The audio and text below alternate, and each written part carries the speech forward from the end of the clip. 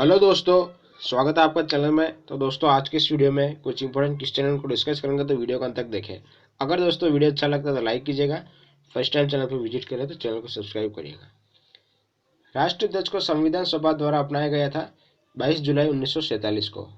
राष्ट्रीय ध्वज को संविधान सभा द्वारा अपनाया गया था 22 जुलाई 1947 को। पहला लोकायुक्त नियुक्त हुआ था राजस्थान में। पहला लोकायुक्त का नियुक्त हुआ था तो नियुक्त हुआ था राजस्थान में।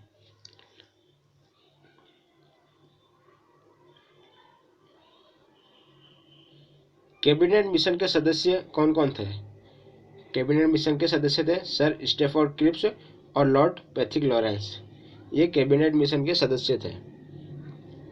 तथा तीसरा था एबी अलेक्जेंडर।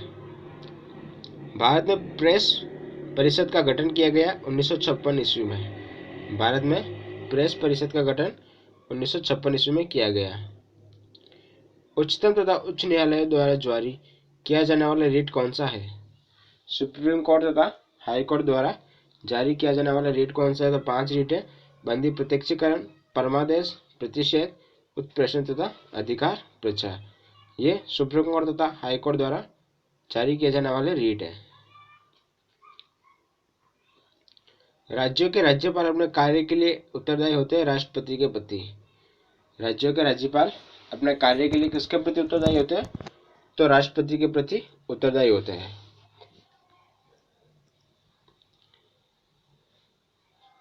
एकमात्र संघ राज्य क्षेत्र जिसका उच्च न्यायालय है दिल्ली। एकमात्र संघ राज्य क्षेत्र जिसका अपना उच्च न्यायालय वो है दिल्ली। भारत शक संवत पर आधारित राष्ट्रीय पंचांग को कब अपनाया था? 22 मार्च 1957 को। भारत शक संवत पर आधारित राष्ट्रीय पंचांग को अपनाया था 22 मार्च 1957 को। राष्ट्रीय पंचांग का प्रथम तथा अंतिम महीना कौन सा है? तो प्रथम हो जाएगा चैत तथा अंतिम हो जाएगा फाल्गुन। ये राष्ट्रीय पंचांग का प्रथम तथा अंतिम महीना चैत तथा फाल्गुन। मंडल आयोग का संबंध किससे था? तो पिछड़ी जातियों से था। मंडल आयोग का संबंध था पिछड़ी जातियों से। भारत का सॉलिसिटर जनरल होता है एक प्रशासनिक अधिकारी। भारत का सॉलिसिटर जनरल कौन होता है? तो एक प्रशासनिक अधिकारी होता है। भारत के संविधान को तैयार करने के लिए गठित समितियों की कुल संख्या कितनी थी? तो 13 थी। भारत के संविधान को तैयार करने के लिए गठित समितियों की संख्या थी 13। प्रारूप समिति में कुल कितने सदस्य थे? तो 7 सदस्य थे। प्रारूप समिति में 7 सदस्य थे। राष्ट्रगान को जन गण मन को भारत के राष्ट्रगान के रूप में स्वीकृत किया गया 24 जनवरी 1950 को। राष्ट्रगान जन गण मन को भारत के राष्ट्रगान के रूप में स्वीकार किया गया 24 जनवरी। संयुक्त राष्ट्र संघ के प्रथम महासचिव कौन थे? त्रिगवेली, जो नॉर्वे के थे। ये संयुक्त राष्ट्र संघ के प्रथम महासचिव थे। अंतर्राष्ट्रीय न्यायालय की स्थापना कब हुई थी? तो 3 अप्रैल 1946 को। उसका मुख्यालय है हेग, नीदरलैंड में। अंतर्राष्ट्रीय न्यायालय की स्थापना हुई थी 3 अप्रैल 1946 को और मुख्यालय है हेग, नीदरलैंड में। अंतर्राष्ट्रीय न्यायालय के न्यायाधीशों का कार्यकाल कितने वर्ष का होता है? तो वो हो जाएगा 9 वर्षों का। अंतर्राष्ट्रीय न्यायालय के न्यायाधीशों का कार्यकाल होता है 9 वर्ष का। लोकसभा के प्रथम उपाध्यक्ष कौन थे? तो अनंत शयनम अय्यंगार।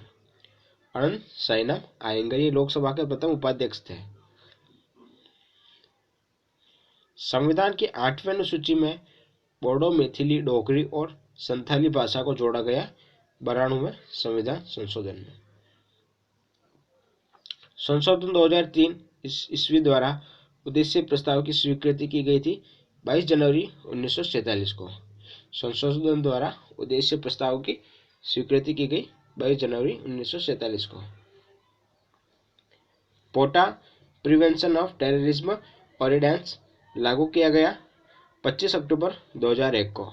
पोटा कब लागू किया गया दोस्तों? 25 अक्टूबर 2001 को। संयुक्त राष्ट्र संघ में मानवाधिकार प्रस्ताव पास हुआ था 1948 ईस्वी को। संयुक्त राष्ट्र संघ में मानवाधिकार प्रस्ताव पास हुआ 1948 ईस्वी को। भारत की आकस्मिक नीति का गठन हुआ था 1950 ईस्वी में। भारत की आकस्मिक नीति का गठन हुआ 1985 ईस्वी में। राज्य स्तर पर कोई विधेयक धन विधेयक है या नहीं, इसका निर्णय कौन करेगा? तो करेगा विधानसभा का अध्यक्ष। राज्य स्तर पर कोई विधेयक धन विधेयक है या नहीं, इसका निर्णय विधानसभा का अध्यक्ष करेगा।